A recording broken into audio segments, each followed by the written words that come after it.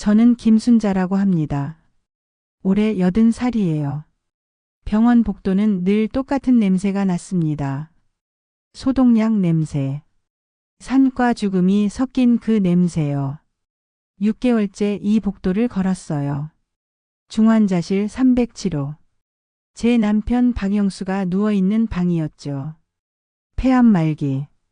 의사 선생님은 길어야 한 달이라고 했습니다. 하지만 남편은 버티고 있었어요. 저를 두고 가기 싫어서였는지 아니면 할 말이 남아서였는지. 좋아요와 구독, 그것은 숫자가 아니라 공감의 표시입니다. 여러분이 먼저 그 마음을 건네주시면 오늘도 누군가의 이야기를 이어갈 힘을 얻습니다. 사연 시작합니다. 그날은 평소보다 남편 숨소리가 더 거칠었습니다. 여보. 남편이 산소 마스크 너머로 저를 불렀어요. 손을 들려고 했지만 힘이 없었죠. 저는 얼른 남편 손을 잡았습니다. 차가웠어요. 언제부터 이렇게 차가워졌을까요? 왜 그래요? 말하지 마요. 아니야. 할 말이 있어. 남편 목소리는 떨렸습니다. 고통 때문인지 두려움 때문인지 알 수 없었어요. 민수. 조심해. 순간 제 손에 힘이 들어갔습니다. 무슨 소리예요? 우리 아들인데. 여보 들어. 걘. 판교 상가담보로 5억 대출 받았어. 뭔가 가슴을 콱 내려치는 느낌이었습니다. 뭐라고요? 3년 전이야.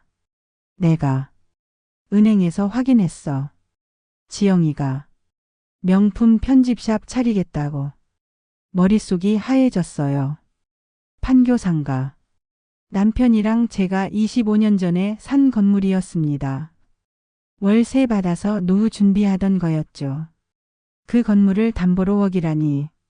왜 진작 말 안 했어요? 남편이 눈을 감았습니다. 말하기 힘든 듯 한참을 숨만 쉬었어요. 내가 갚아줬어. 몰래. 뭐? 은행에서. 독촉 오길래 내가 예금 깨서 갚아줬어. 5억. 제 손이 떨렸습니다.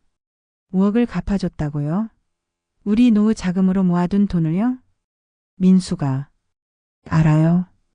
알지. 근데 남편이 숨을 헐떡였습니다.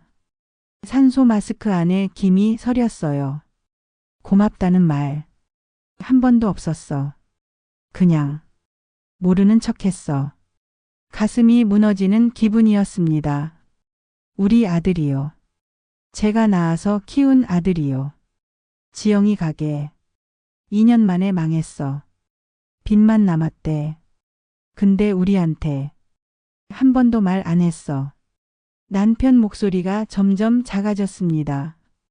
여보, 약속해. 뭐요? 절대. 재산 다 주지 마. 민수한테. 그럼. 준호한테. 반은 줘. 준호. 우리 손자였습니다. 민수의 아들이지만 제가 키운 아이나 마찬가지였죠. 어릴 때부터 저희 집에서 자랐어요. 민수 부부는 맞벌이로 바빠서요. 준호는 착해. 걘 진짜야. 민수는. 남편이 말을 잇지 못했습니다. 심전도 기계 소리가 빨라졌어요. 여보. 간호사들이 달려왔습니다. 의사 선생님도 오셨죠. 저는 밖으로 밀려났어요. 복도에서 기다렸습니다. 1시간인지 2시간인지 모르겠어요. 형광등 불빛이 눈부셨습니다.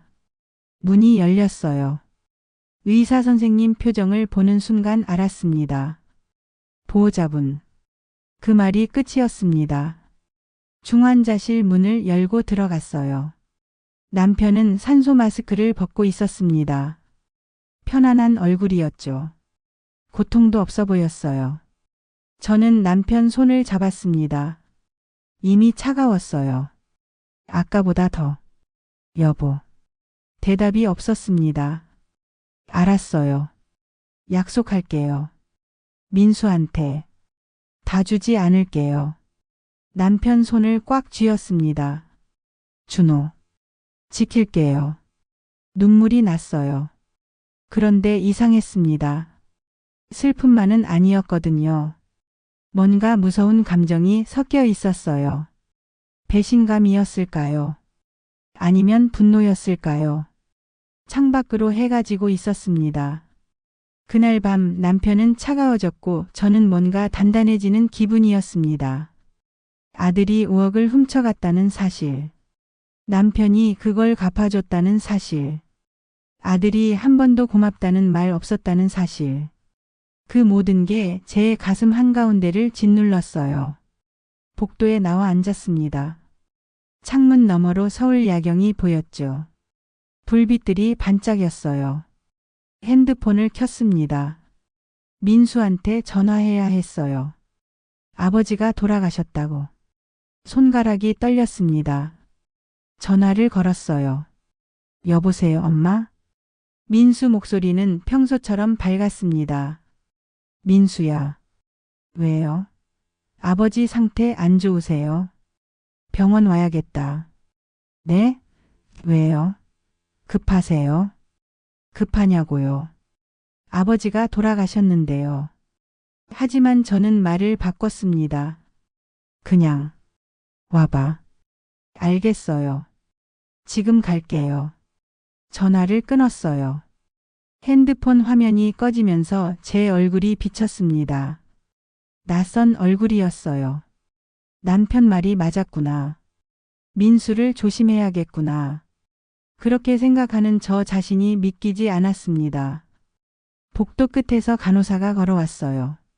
장례식장 안내 용지를 들고 받아들었습니다. 종이가 차갑게 느껴졌어요. 이제 시작이구나. 전쟁이. 장례식장은 국화꽃 냄새로 가득했습니다.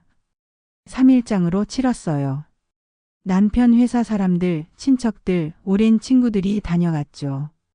저는 상복을 입고 빈소 옆에 앉아 있었습니다.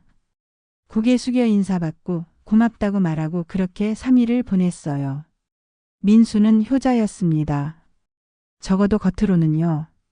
조문객들한테 큰절하고 아버지 영정 앞에서 울고 제 옆에서 저를 부축했죠. 며느리 지영이도 마찬가지였어요. 눈물 흘리고 시어머니 챙긴다고 이것저것 물어보고 어머님 식사 좀 하세요. 어머님 많이 힘드시죠? 그런 말들이요. 하지만 저는 알고 있었습니다. 남편이 남긴 말을요. 부엌, 판교상가, 몰래 받은 대출. 그 말들이 머릿속에서 맴돌았어요. 둘째 날 밤이었습니다. 마지막 조문객이 떠나고 빈소가 조용해졌어요. 밤 11시쯤 됐을 거예요. 민수가 지영이를 데리고 제 옆에 앉았습니다. 손자 준호도 함께였죠. 어머니. 민수가 제 손을 잡았습니다. 따뜻했어요. 남편 손처럼 차갑지 않았죠. 이제 어떻게 하실 거예요? 뭘? 혼자 사시기 힘드시잖아요. 순간 가슴이 철렁했습니다. 시작이구나. 이제 본색을 보이는구나. 괜찮아. 혼자 살 수 있어. 지영이가 끼어들었습니다. 어머님, 그게 아니라 요즘 건강이 안 좋으시잖아요. 난 멀쩡해. 아니요. 지난달에 저희 집 오셨을 때도 같은 말씀 여러 번 하셨어요. 저는 지영이를 쳐다봤습니다. 며느리 얼굴에 걱정이 가득했어요. 진짜 같았죠. 하지만 눈빛은 달랐습니다. 차가웠어요. 그랬나? 네. 그리고 물건도 자꾸 잃어버리신다고 하시고. 거짓말이었습니다. 저는 그런 적 없었어요. 민수가 다시 입을 열었습니다. 어머니, 저희가 모시겠어요. 저희 집으로 오세요. 아니야. 난 우리 집에서 살 거야. 혼자 사시면 위험해요.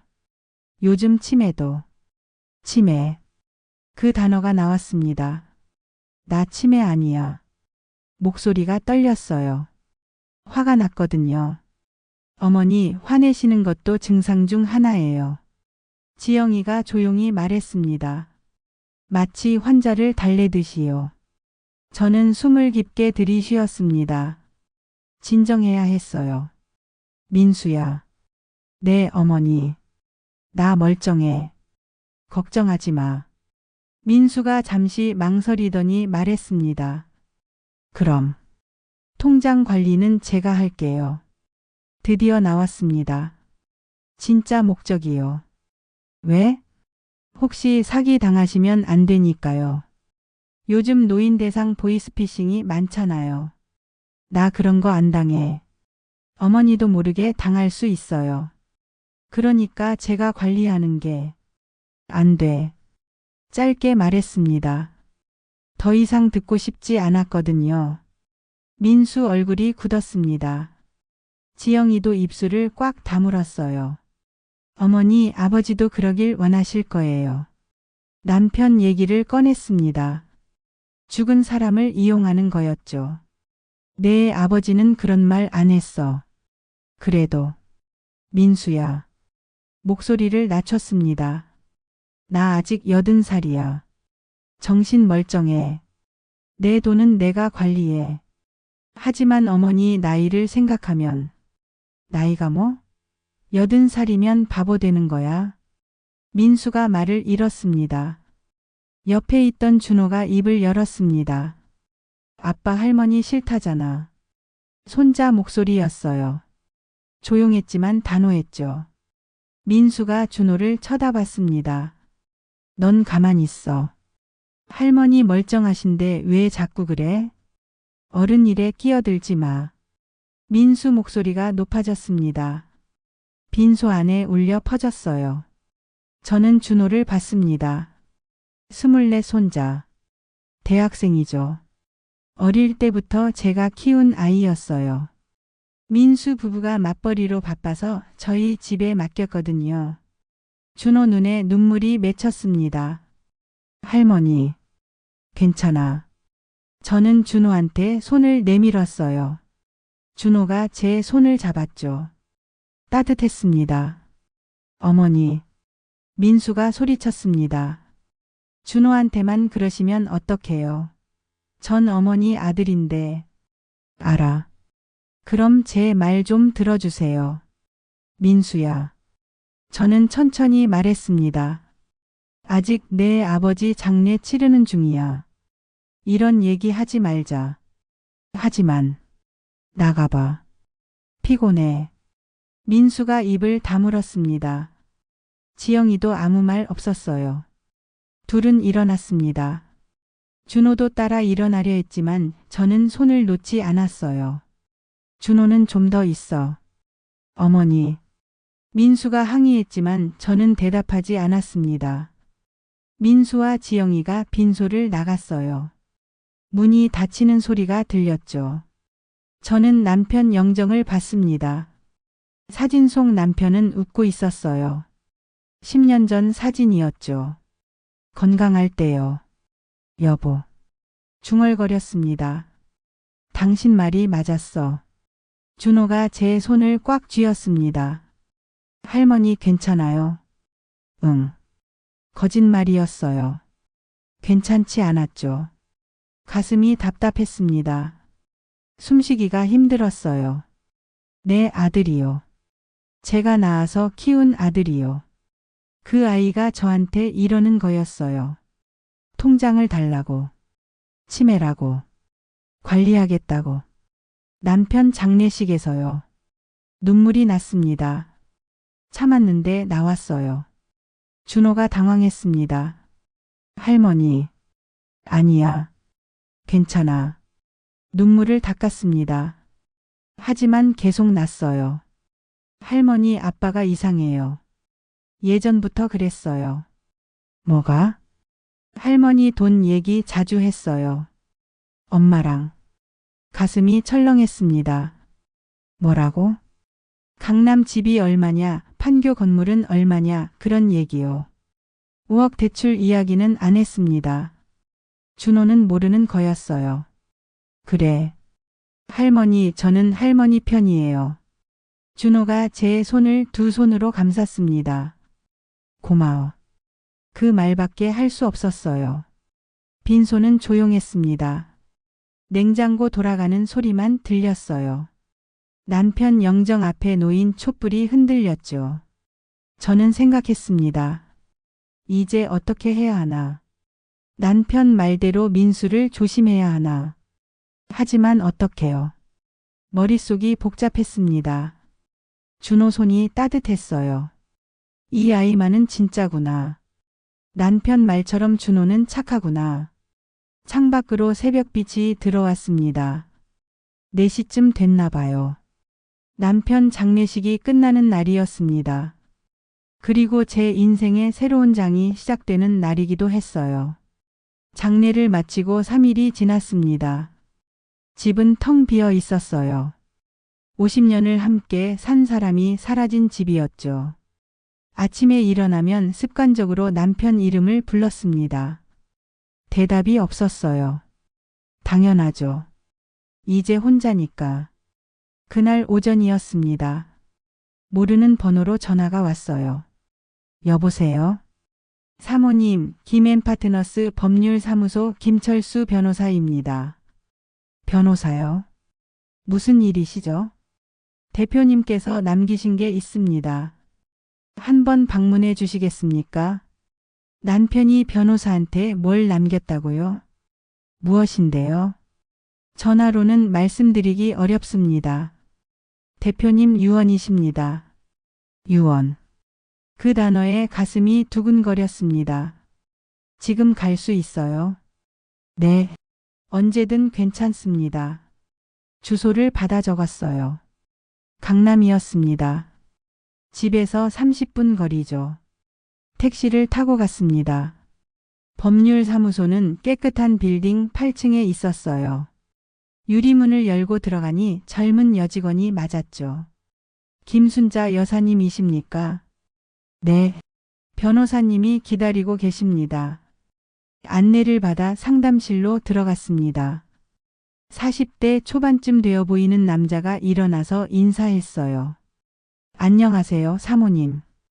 김철수 변호사입니다. 안녕하세요. 앉으라는 권유의 소파에 앉았습니다. 변호사가 책상에서 작은 USB를 꺼냈어요. 대표님께서 3달 전에 저를 찾으셨습니다. 3달 전이요? 네. 건강이 안 좋으시다는 걸 아시고 유언을 준비하신 거죠. 남편이 3달 전에 이미 준비했다니. 이 USB에 영상이 담겨 있습니다.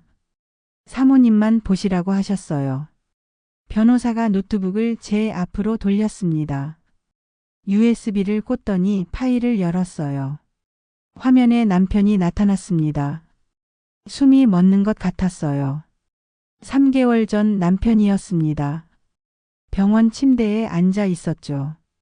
얼굴이 많이 수척했지만 정신은 또렷해 보였어요. 여보. 남편 목소리였습니다. 눈물이 핑 돌았어요. 내가 먼저 가면 변호사가 이 영상 보여줄 거야. 미안해. 이렇게 말하는 것도 비겁한 것 같지만 할 말이 있어. 남편이 잠시 말을 멈췄습니다. 화면 속에서도 망설임이 보였어요. 민수 말이야. 우리 아들. 가슴이 조였습니다. 걔가 3년 전에 판교 상가 담보로 5억 대출받았어.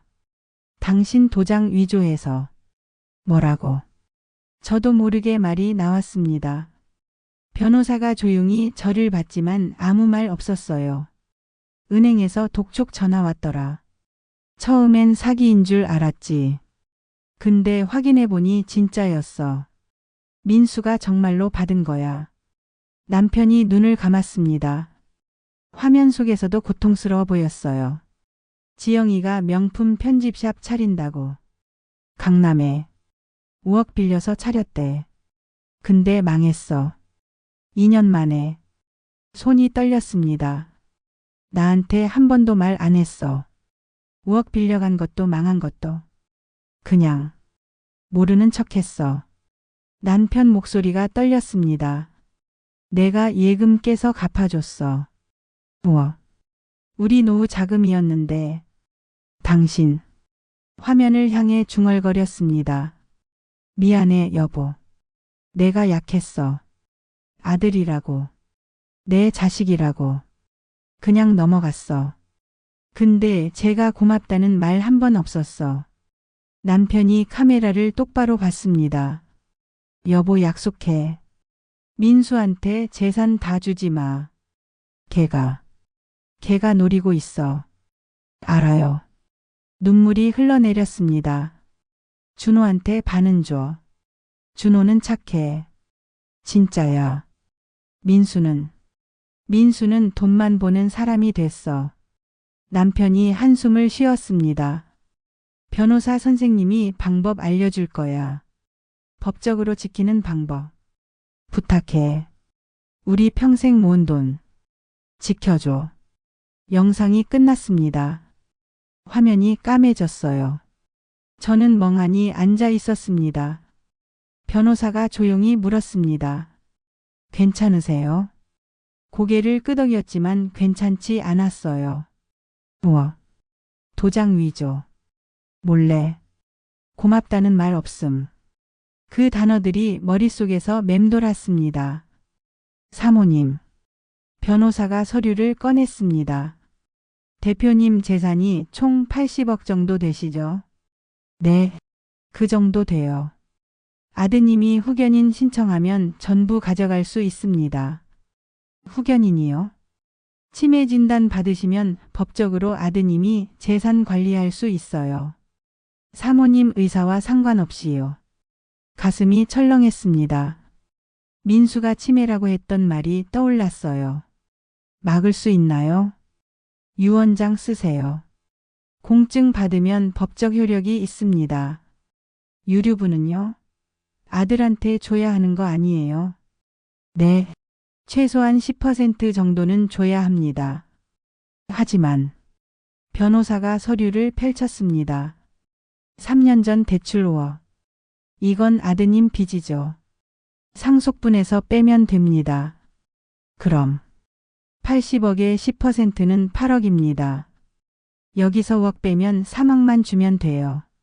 3억. 5억 갚아준 걸 빼면 실제로는 민수가 빚진 거였죠. 그리고 사모님 생전에 재단 만들어서 일부 기부하시면 그건 상속 재산에서 제외됩니다. 재단이요? 네. 장학재단 같은 거요.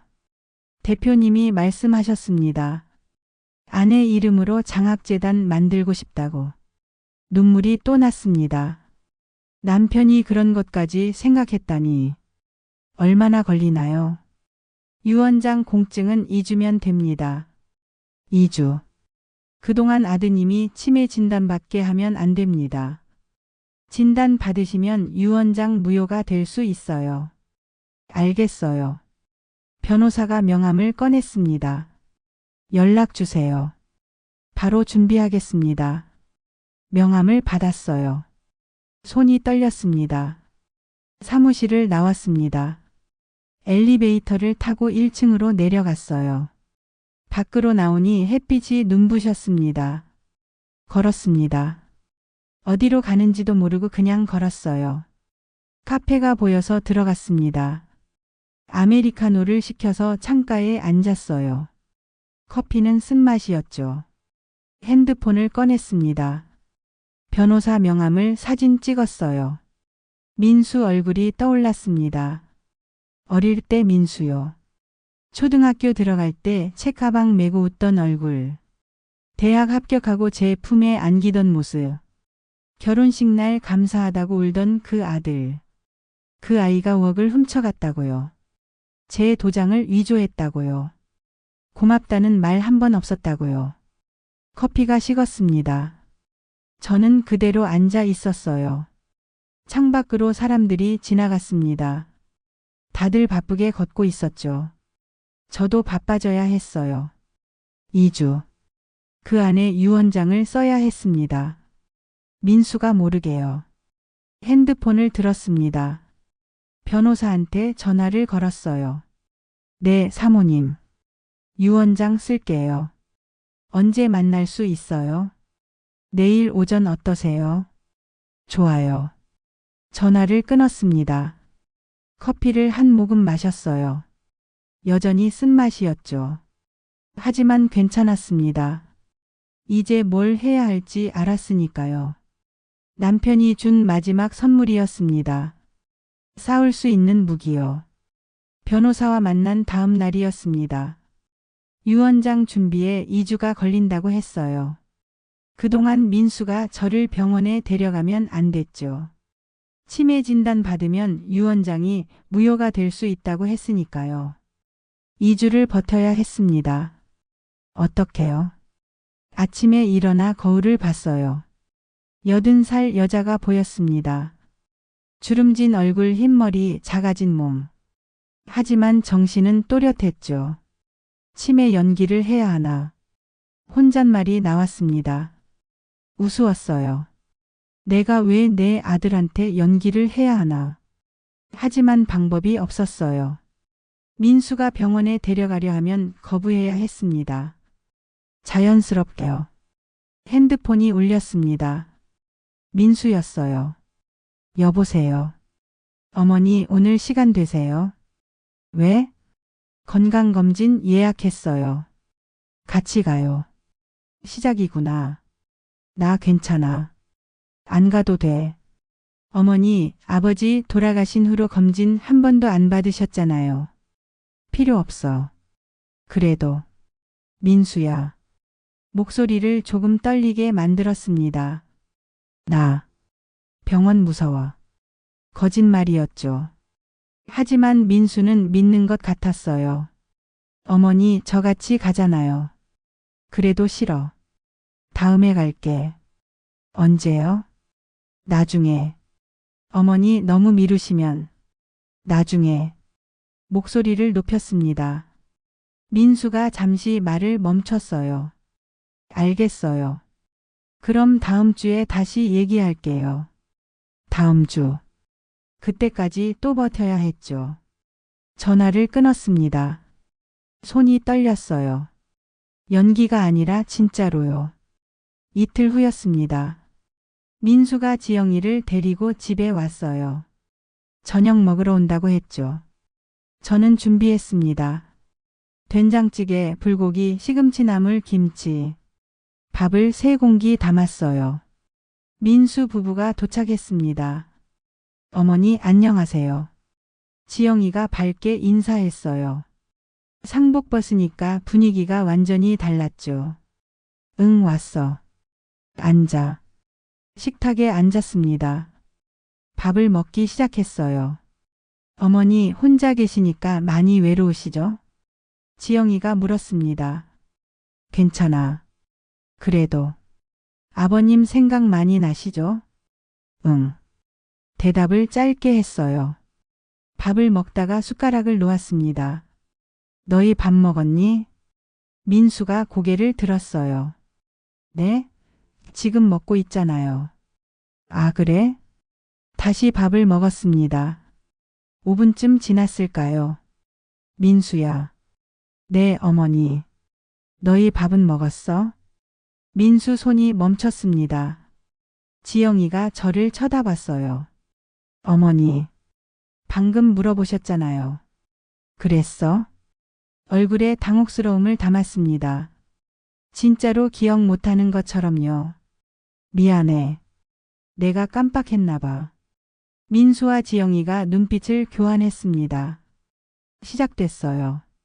제 연기가요. 밥을 다 먹고 설거지를 했습니다. 민수 부부는 거실에서 텔레비전을 보고 있었어요. 설거지를 하다가 그릇을 하나 떨어뜨렸습니다. 짤그랑. 깨졌어요. 어머니. 민수가 달려왔습니다. 괜찮으세요? 응. 미끄러웠어. 조심하셔야죠. 민수가 깨진 그릇을 치웠어요. 저는 물러섰죠. 지영이도 왔습니다. 어머니 요즘 자꾸 이러시네요. 그래? 네. 지난주에도 컵 깨뜨리셨잖아요. 거짓말이었습니다. 하지만 저는 고개를 끄덕였어요. 그랬나? 기억이 안 나네. 민수가 설거지를 대신 했습니다. 저는 거실로 갔어요. 소파에 앉아서 핸드폰을 봤습니다. 뉴스를 보는 척했지만 귀는 부엌 쪽으로 쫑긋했죠. 민수와 지영이가 속삭이는 소리가 들렸어요. 정말 치매 같은데? 지영이 목소리였습니다. 그러니까. 아까도 같은 말 2번 했잖아. 빨리 병원 가셔야 하는 거 아니야? 그러게. 근데 안 가려고 하셔. 어떻게? 조금 더 지켜봐야지. 너무 심하면. 강제로라도. 가슴이 답답했습니다. 제 아들이요. 저를 강제로 병원에 데려간다고 하는 거예요. 민수 부부가 나왔습니다. 어머니, 저희 이제 갈게요. 벌써? 네. 내일 출근해야 해서요. 그래. 조심해서 가. 민수가 제 손을 잡았습니다. 어머니, 건강 챙기세요. 혼자 계시니까 조심하시고. 알았어. 다음 주에 또 올게요. 그때 병원 같이 가요. 또 병원 얘기였습니다. 생각해 볼게. 민수 부부가 나갔어요. 현관문이 닫혔죠. 저는 그대로 소파에 앉아 있었습니다. 창밖이 어두워졌어요. 불을 켜지 않았더니 거실도 어두웠죠. 핸드폰을 켰습니다. 변호사한테 문자를 보냈어요. 유언장 준비 잘 되고 있나요? 답장이 금방 왔습니다. 네, 사모님. 일주일 후면 공증 가능합니다. 일주일. 일주일만 더 버티면 됐어요. 그런데 힘들었습니다. 제 아들한테 거짓말하는 게요. 치매인 척 연기하는 게요. 왜 제가 이래야 하나요? 눈물이 났습니다. 어둠 속에서 혼자 울었어요. 남편 생각이 났습니다. 남편이 살아 있었다면 이렇게 안 됐을 거예요. 하지만 남편은 없었죠. 저 혼자였습니다. 울음을 멈췄어요. 눈물을 닦았죠. 일어나서 불을 켰습니다. 거실이 밝아졌어요. 거울을 봤습니다. 빨간 눈에 80살 여자가 보였죠. 김순자, 정신 차려. 혼잣말을 했습니다. 일주일만 더 버텨. 그럼 끝나. 거울 속 제가 고개를 끄덕였어요. 다음 날부터 더 심하게 연기했습니다. 민수한테 전화할 때 같은 말을 반복했어요. 물건을 찾는다고 집안을 헤매는 척했죠. 민수가 올 때마다 헷갈리는 척했습니다. 민수 얼굴이 점점 어두워졌어요. 어머니가 정말 많이 안 좋으신 것 같아. 지영이한테 하는 말이 들렸죠. 병원 가서 정밀 검사 받아야 해. 그러게. 이번 주말에 무조건 데려가야겠어. 이번 주말. 3일 남았습니다. 변호사한테 전화했어요. 공증 날짜 앞당길 수 있나요? 왜 그러세요? 아들이 이번 주말에 병원 데려간다고 해요. 알겠습니다. 모레 오세요. 급하게 준비하겠습니다. 고맙습니다. 모레. 이틀만 더 버티면 됐습니다. 토요일 아침이었어요. 민수한테서 전화가 왔습니다. 어머니, 오늘 병원 가세요. 싫어. 어머니, 이번엔 꼭 가셔야 해요. 왜? 건강 때문이에요. 검사 받으셔야 해요. 나 안 아파. 어머니. 민수 목소리가 높아졌습니다. 제발 말 좀 들어주세요. 싫어. 전화를 끊었습니다. 1시간 후 초인종이 울렸어요. 민수였습니다. 지영이도 함께였죠. 문을 열었습니다. 어머니, 가요. 어디? 병원이요. 싫다고 했잖아. 어머니, 제발요. 민수가 제 팔을 잡았습니다. 가요. 싫어. 소리쳤어요. 팔을 빼냈죠. 나 안 가. 어머니. 순간 누군가 뒤에서 나타났습니다. 할머니, 준호였어요. 손자가 저를 감쌌습니다. 할머니 괜찮으세요? 준호야. 아빠 왜 이래요? 준호가 민수를 쳐다봤습니다. 할머니가 싫다잖아요. 민수 얼굴이 굳었어요. 그리고 저는 깨달았습니다. 준호가 저를 지키러 온 거라는 걸요. 민수와 지영이가 나갔습니다. 준호가 저를 부축해서 소파에 앉혔어요. 할머니 괜찮으세요? 고개를 끄덕였습니다. 하지만 손이 떨렸어요. 준호가 물을 떠다 줬죠. 한 모금 마셨습니다. 따뜻했어요. 준호야, 어떻게 왔어? 아빠한테 전화 왔어요. 할머니 병원 데려간다고. 그래서 이상했어요. 목소리가. 준호가 제 손을 잡았습니다. 할머니를 강제로 데려간다는 느낌이었어요. 그래서 달려왔어요. 눈물이 핑 돌았습니다. 이 아이만은 진짜구나. 남편 말이 맞았어요. 고마워. 할머니 정말 치매 오신 거예요. 순간 망설였습니다. 말해야 할까요? 이 아이한테요. 준호 눈을 봤습니다. 맑았어요. 거짓이 없었죠. 준호야. 네, 할머니. 문 잠가. 준호가 일어나 현관문을 잠갔습니다. 돌아와 앉았어요. 저는 깊게 숨을 쉬었습니다.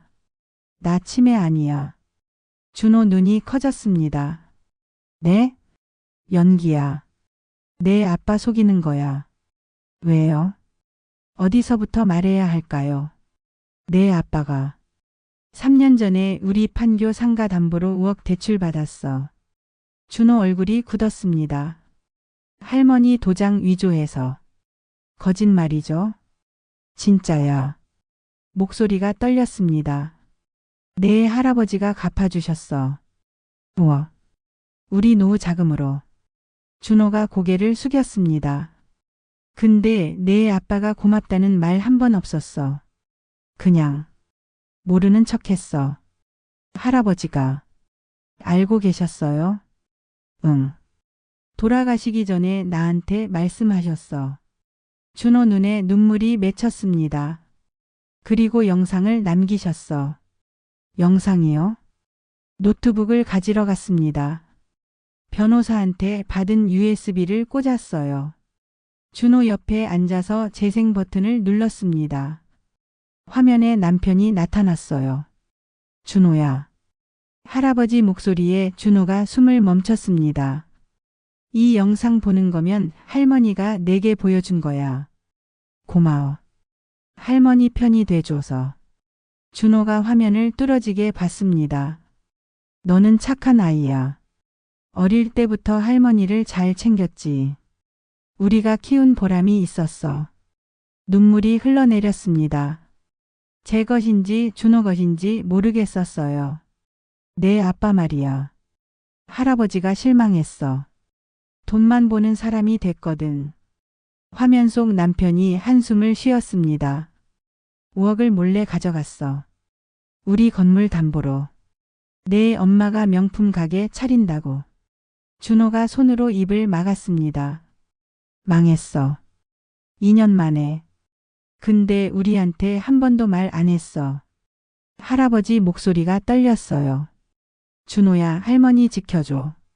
내 아빠가 할머니 재산 노리고 있어. 제발 부탁한다. 영상이 끝났습니다. 준호가 울고 있었습니다. 소리 없이 눈물만 흘렀어요. 할아버지. 중얼거렸죠. 저는 준호 등을 쓰다듬었습니다.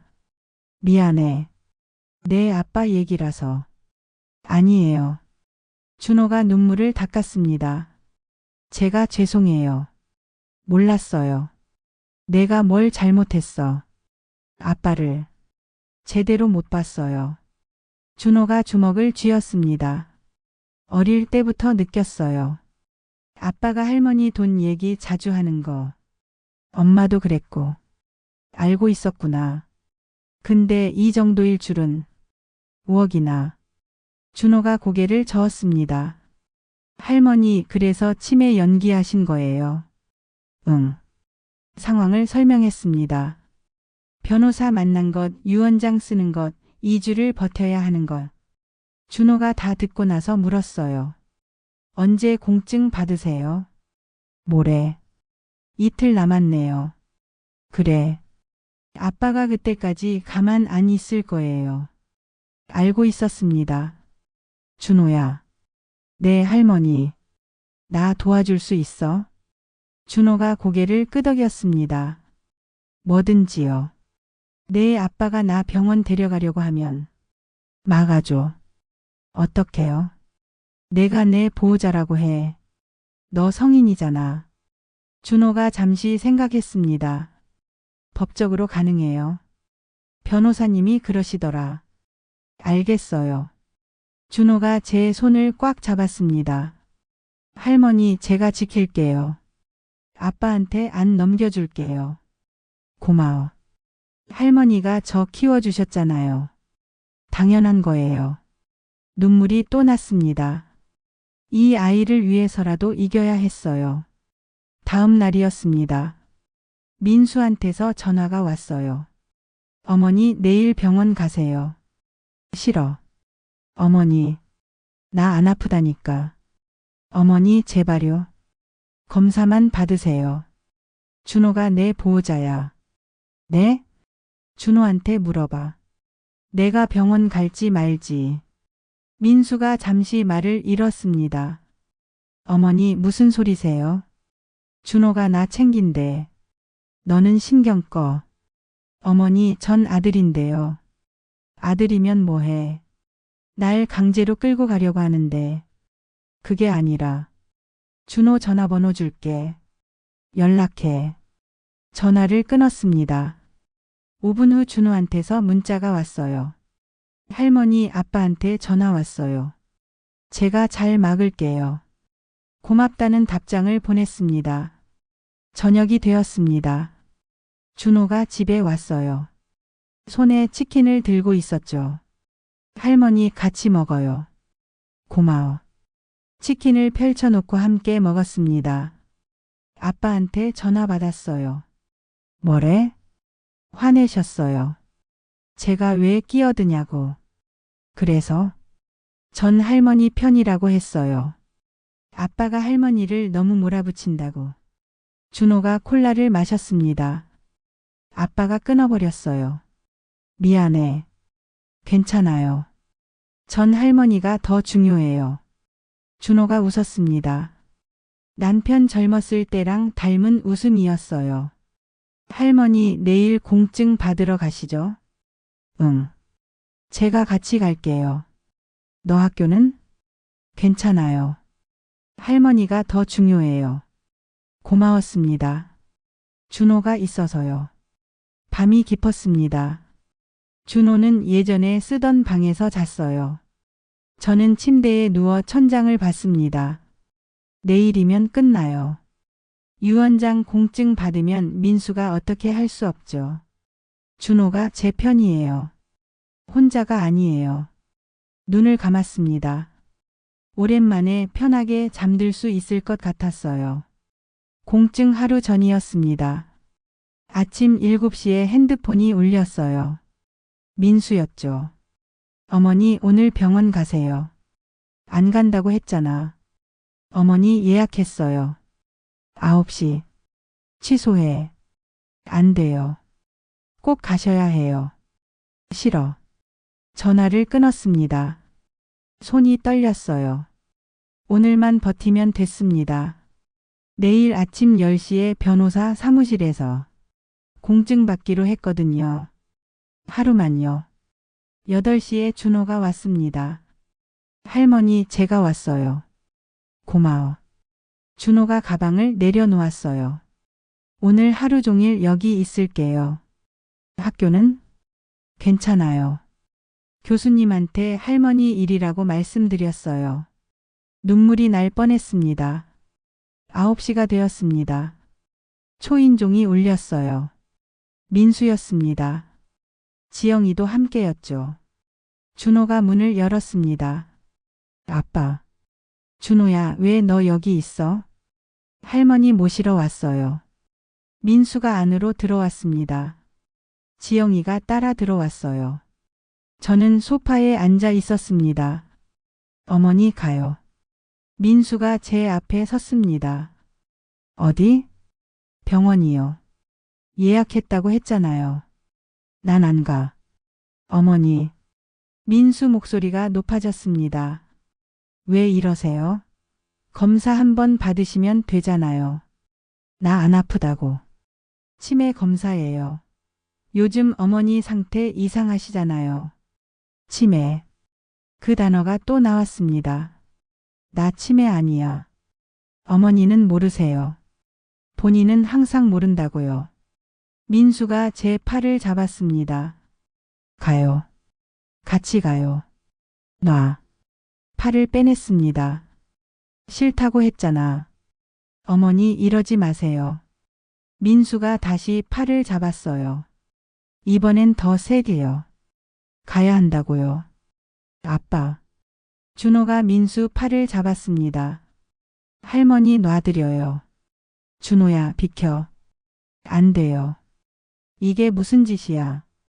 민수가 소리쳤습니다. 내가 왜 끼어들어? 이건 어른 일이야. 할머니가 싫다잖아요. 닥쳐. 민수가 준호를 밀쳤습니다. 준호가 뒤로 휘청했어요. 당신. 지영이가 준호 앞을 막아섰습니다. 준호야, 아빠 말씀 들어. 할머니 위해서야. 할머니 위해서라고요? 준호가 비웃었습니다. 할머니 재산 때문이잖아요. 순간 정적이 흘렀습니다. 민수 얼굴이 하얗게 변했어요. 뭐? 할아버지가 다 말씀하셨어요. 아빠가 5억 훔쳐간 거. 그게 판교 상가 담보로 대출 받았다고요. 할머니 도장 위조해서. 민수가 말을 잃었습니다. 지영이도 얼굴이 굳었어요. 준호야, 그건 엄마 명품 가게 차리겠다고 했죠. 2년 만에 망했고. 제 목소리가 나왔습니다. 고맙다는 말 한 번 없었어. 내 할아버지가 5억 갚아준 거. 민수가 저를 봤습니다. 어머니, 넌 아들 자격이 없어. 냉정하게 말했어요.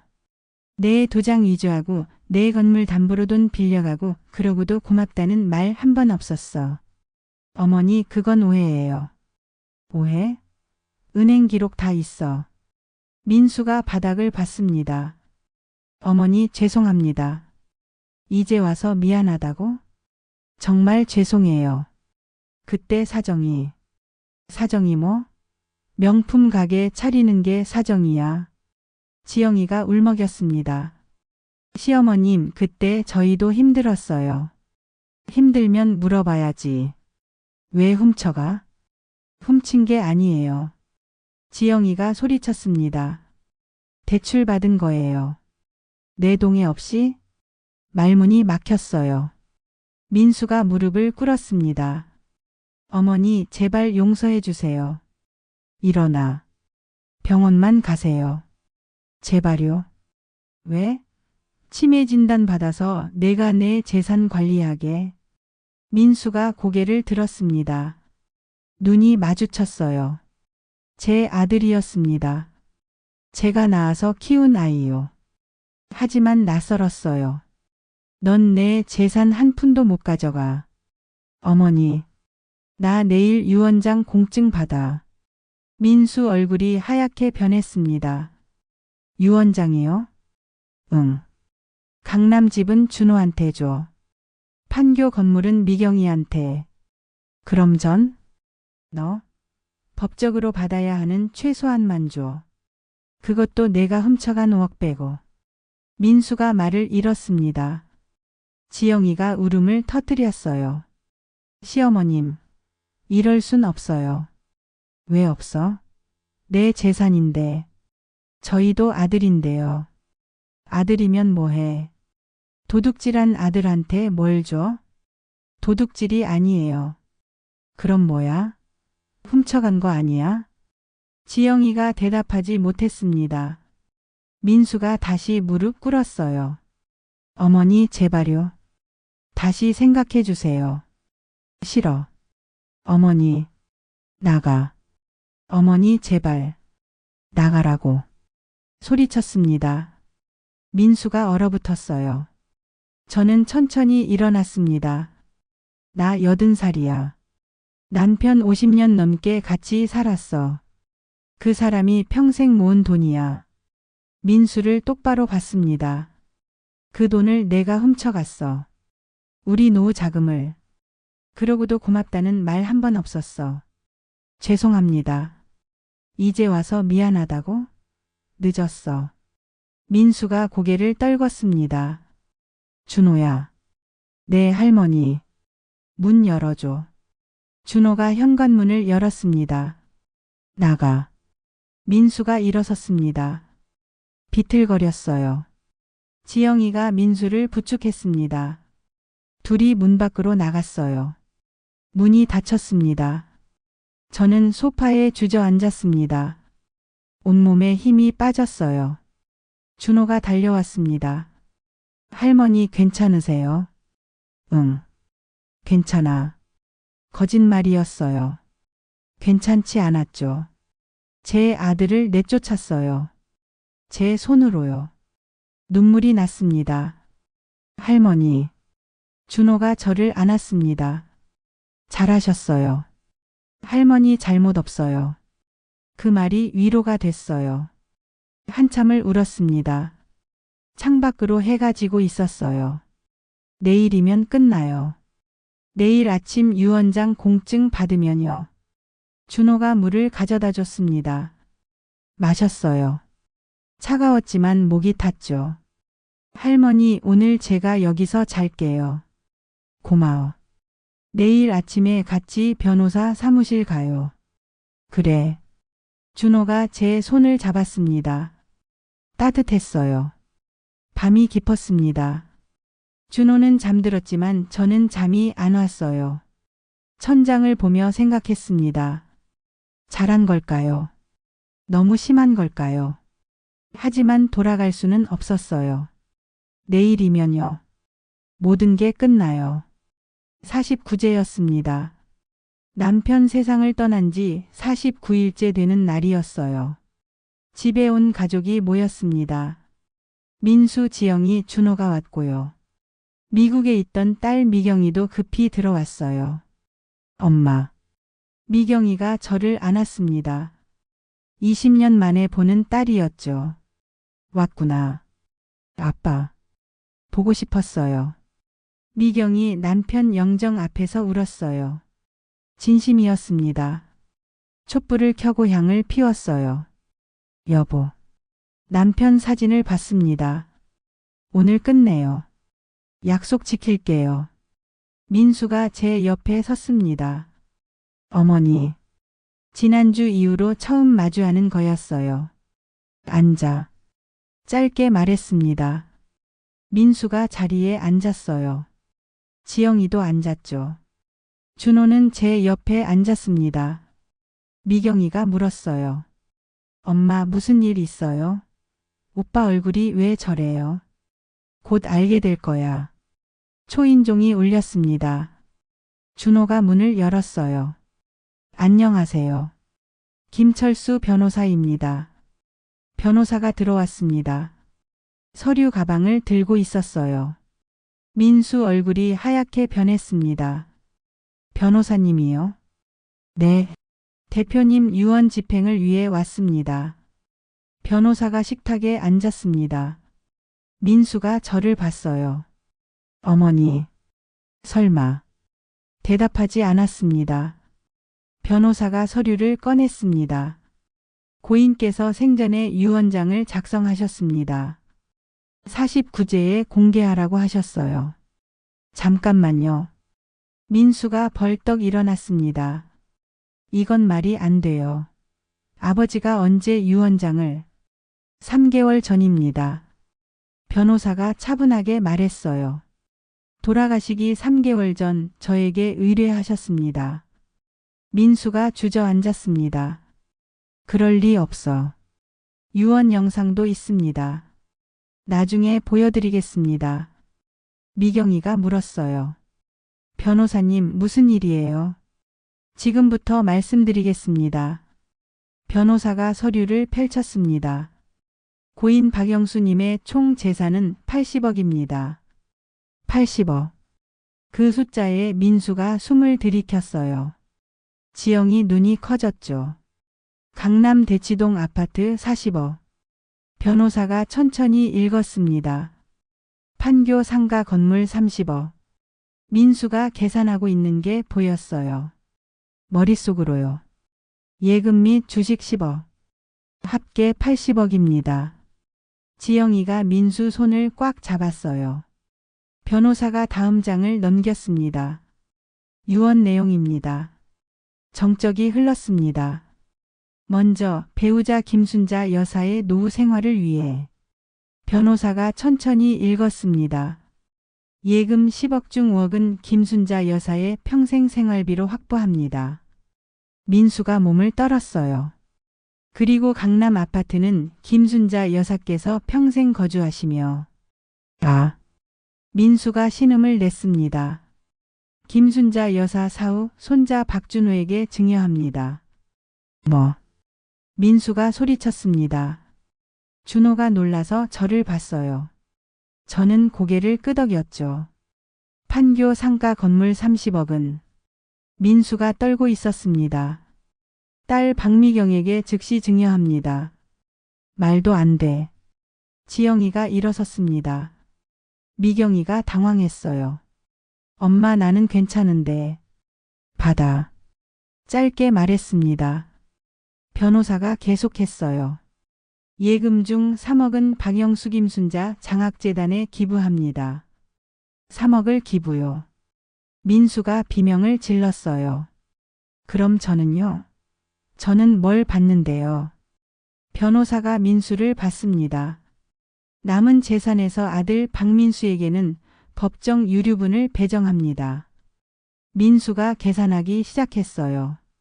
머릿속으로요. 80억에서 강남집 40억, 판교 30억, 생활비 5억, 기부 3억. 남은 2억입니다. 변호사가 말했습니다. 2억. 민수가 안도하는 듯 했어요. 단, 변호사 목소리가 차가워졌습니다. 3년 전 박민수 씨가 판교 상가를 담보로 무단으로 대출받은 5억을 상계합니다. 그게 고인께서 해당 대출금 5억을 대신 상환하셨습니다. 아버지가? 네. 본인 예금에서 5억을 인출하여 상환하셨습니다. 변호사가 서류를 내밀었어요. 은행 기록입니다. 민수가 서류를 받지 못했습니다. 손이 떨려서요. 2억에서 5억을 빼면 민수 얼굴이 새하얗게 변했습니다. 마이너스 3억. 네. 따라서 박민수 씨는 유산을 받을 수 없습니다. 그럴 수가. 오히려 변호사가 다시 서류를 펼쳤어요. 박민수 씨 명의로 된 추가 부채가 2억 있습니다. 부채요? 명품 편집샵 폐업 후 남은 빚입니다. 지영이 얼굴이 새하얗게 변했어요.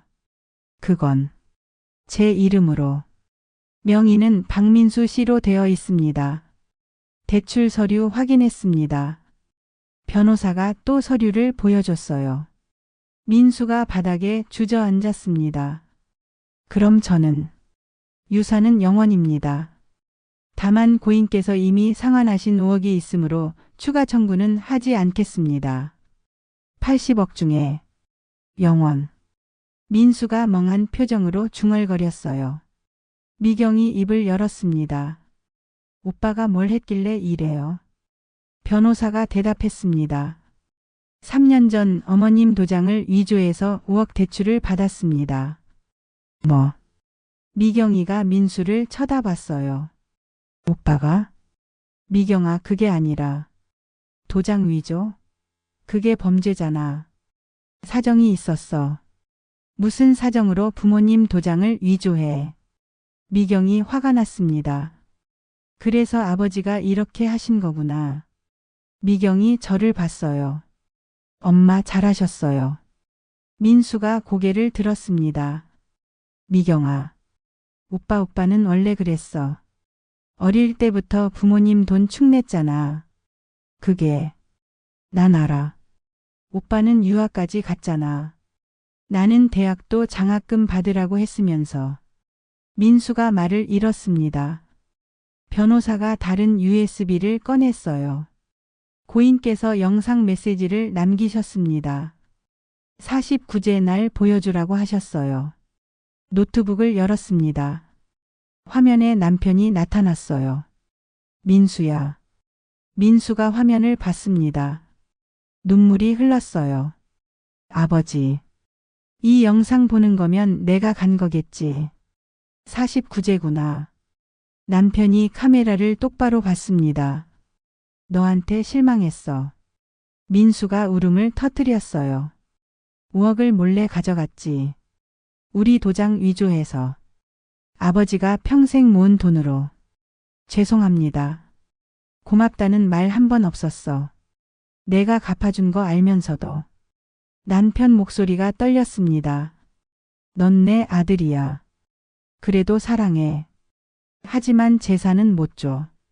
아버지. 어머니 지키는 건 준호한테 맡긴다. 제가 착해. 진짜야. 화면 속 남편이 웃었습니다. 준호야 고마워. 할머니 부탁한다. 준호가 울고 있었어요. 미경아 오빠 용서해줘. 약한 사람이야. 미경이도 눈물을 닦았습니다. 그리고 여보. 남편이 카메라에 가까이 왔어요. 고마워. 당신이 지켜줄 거 알아. 우리 재산. 우리 인생. 여보. 사랑해. 다음 생에 또 만나자. 영상이 끝났습니다. 방 안이 조용했어요. 민수가 바닥에 엎드렸습니다. 어머니. 죄송합니다. 정말 죄송합니다. 저는 민수를 내려다봤습니다. 제 아들이었어요. 52년을 함께한 아들이요. 일어나. 용서해 주세요. 일어나라고. 민수가 일어났습니다. 눈물 범벅이었어요. 저는 천천히 말했습니다. 용서는 못해. 내가 한 짓을 어떻게 용서해. 어머니. 하지만 넌 내 아들이야. 그건 변하지 않아. 민수가 또 울었어요. 아버지가 이미 내빈 5억을 갚아주셨어. 그게 마지막이야. 어머니. 그리고 이제 우리 집에 오지 마. 준호 통해서 소식만 들을게. 어머니 제발. 나가. 민수가 무릎 꿇었습니다. 어머니 제발 용서해 주세요. 안 돼. 짧게 말했어요. 내 아버지가 날 믿고 간 거야. 난 약속 지킬 거야. 강남 집도 못 받고. 아무것도. 강남 집은 내가 살 거야. 내가 죽으면 준호가 받는 거고. 민수가 더 이상 말하지 못했습니다. 넌 이미 5억을 받았어. 내 아버지 돈으로. 민수가 고개를 떨궜습니다. 지영이가 민수를 일으켰어요. 둘이 비틀거리며 나갔습니다. 현관문이 닫혔어요. 변호사가 일어섰습니다. 사모님, 서류는 다음 주에 정리해서 보내드리겠습니다. 고맙습니다. 강남 아파트는 사모님께서 평생 거주하시면 됩니다. 등기부에 거주권이 명시될 겁니다. 알겠습니다. 변호사도 나갔습니다. 미경이가 제 손을 잡았어요. 엄마 힘드셨죠? 응. 준호가 다가왔습니다. 할머니, 전 이 집 받을 자격이 받는 거 아니야. 아직은. 네? 내가 죽으면 내 거야. 그 전까진 할머니 집이야. 준호가 고개를 끄덕였습니다. 알겠어요. 그때까지 할머니 잘 모실게요. 고마워. 근데 할머니 계속 여기 사실 거예요. 응. 여기가 내 집이야. 내 할아버지랑 살던 곳이고. 준호가 미소 지었습니다. 그럼 제가 자주 올게요. 할머니 혼자 두지 않을게요. 눈물이 났습니다. 저는 남편 영정을 받습니다. 여보 해냈어요. 약 6개월이 지났습니다. 계절이 바뀌었어요. 봄이 왔죠. 강남 집에서 여전히 살고 있었습니다. 제 집이에요. 제 이름으로요. 등기부에는 거주권자 김순자, 사후증여자 박준호라고 적혀 있죠. 준호가 그러더라고요. 할머니, 이 집은 할머니 집이에요. 오래오래 사세요. 고마운 아이였습니다. 준호는 주말마다 저를 보러 왔어요. 같이 저녁 먹고 이야기하고 웃었죠. 할머니 학교에서요. 준호가 대학 이야기를 했습니다. 사회복지학과 마지막 학기였어요. 졸업하면 뭐 할 거야? 할머니 재단에서 일하고 싶어요. 재단? 네. 할아버지 할머니 장학재단이요. 눈물이 날 뻔했습니다. 그래. 좋지. 판교 상가 건물은 미경이한테 넘어갔어요. 미경이가 미국에서 전화했습니다. 엄마, 이 건물 팔아서 장학재단에 더 기부할게요. 그래도 되겠니? 네. 저 미국에서 잘 살고 있어요. 간호사 월급으로 충분해요. 고마워.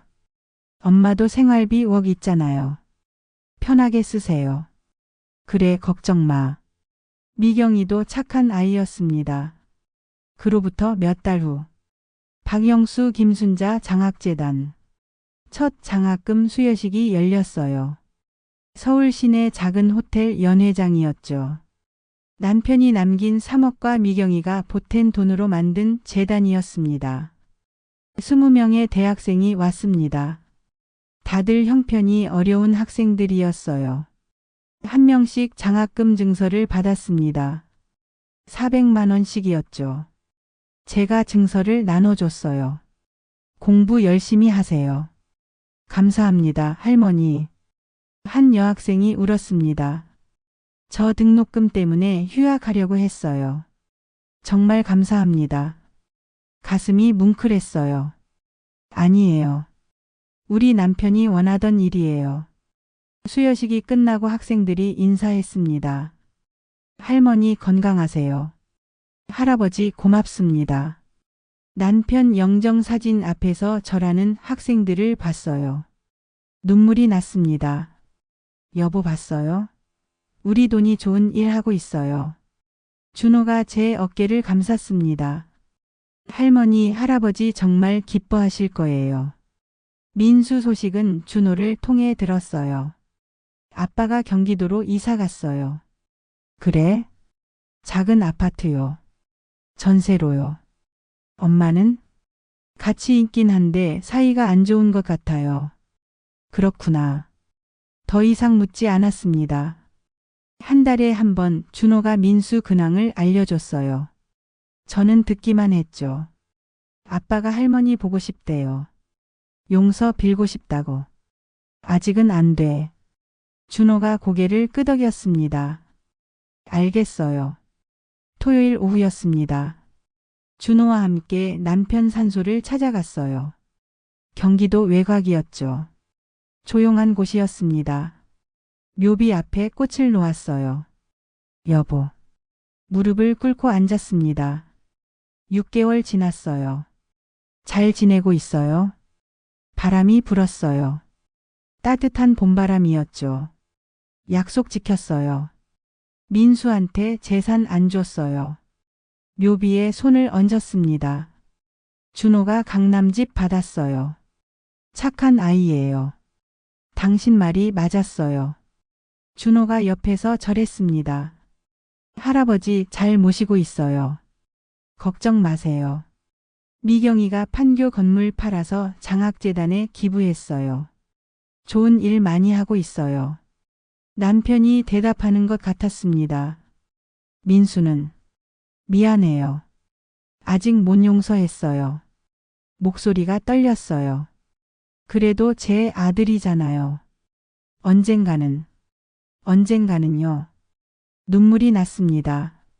여보 보고 싶어요. 매일 보고 싶어요. 준호가 제 등을 쓰다듬었습니다.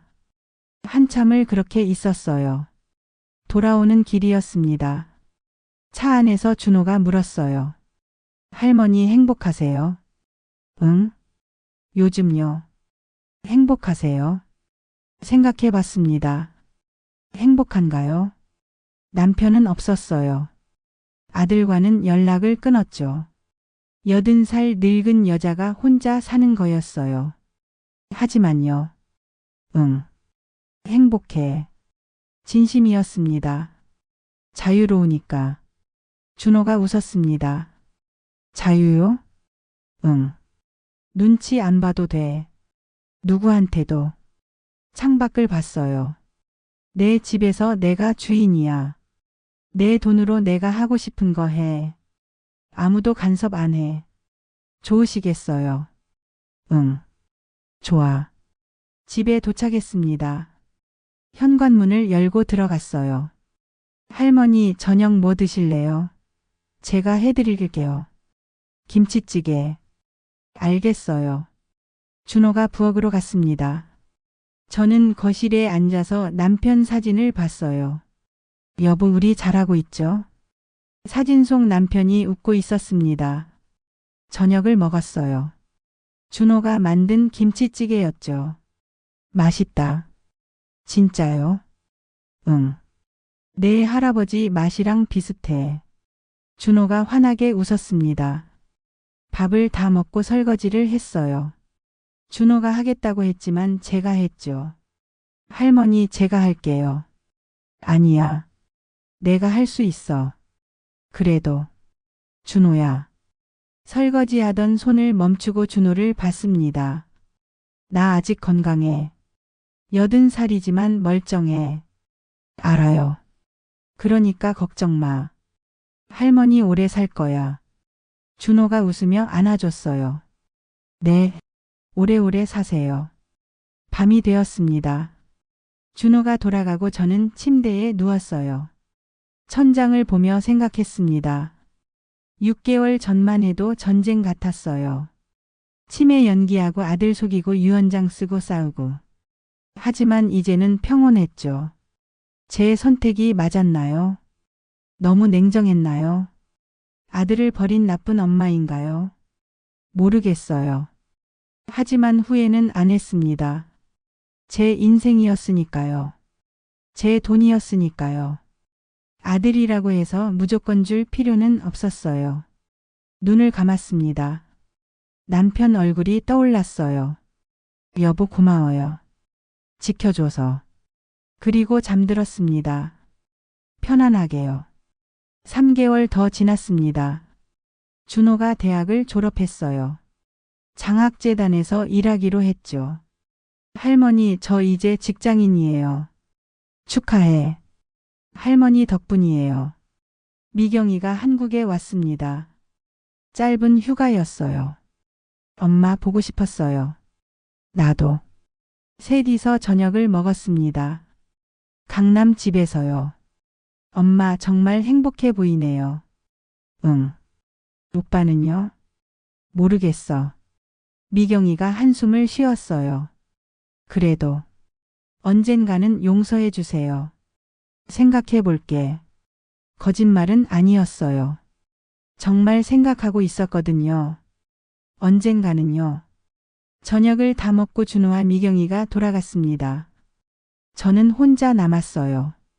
혼자였지만 외롭지 않았습니다. 베란다에 나가 도시를 봤어요. 서울 야경이 반짝였죠.